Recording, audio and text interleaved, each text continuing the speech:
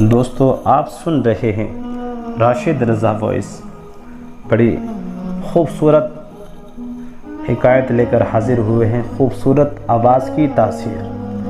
ایک خوبصورت نوجوان نے بانسری بجانا سیکھ لیا اور ایسی بجاتا کہ سننے والوں کے تن بدن میں آگ لگا دیتا۔ اس کے باپ نے کئی بار اس کو ڈرامہ سمجھ کر چھڑکا اور بانسری کو جلا دیا، مگر وہ باز نہ آتا۔ ایک رات باپ نے جب اس کی آواز پہ کان دھرا تو سما نے اس کو ایسا پریشان کیا کہ مدہوش ہو گیا۔ ہوش آنے پر چہرے سے پسینہ صاف کر رہا تھا اور کہہ رہا تھا، اس بار تو بانسری نے میرے اندر بھی آگ لگا دی ہے۔ مست دیوانے تبھی تو رقص کنا ہیں کہ ان کے دل پر واردات کا دروازہ کھلتا ہے تو کائنات سے ہاتھ جھاڑ دیتے ہیں۔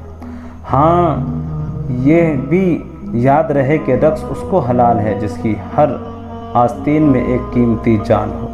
ہر زمان از غیب جاں دیگر است، میں نے مانا کہ تو تیراکی کا ماہر ہے لیکن ننگا ہو کر ہاتھ پاؤں مار سکے گا، لہذا نمو اور مکر کا لباس اتار دے، کیونکہ لباس والے ہی دریا ہیں، غرق ہوتے ہیں۔ دنیاوی تعلقات و اخراج حجاب محرومی کے علاوہ کچھ نہیں۔ جب یہ ناطے ٹوٹیں گے تو وصل محبوب نصیب ہوگا۔ جب بانسری کی آواز اور رقص و سرور سے اہل دنیا وجد کرے لگے تو جس خوشی نصیبی نے اللہ کی محبت کا جام پی کر ذکر الہی سے لذت لینی شروع کر دی ہو، اس کو بھی معذور سمجھنا چاہیے، لیکن خالی دعووں سے بھی خدا محفوظ رکھے۔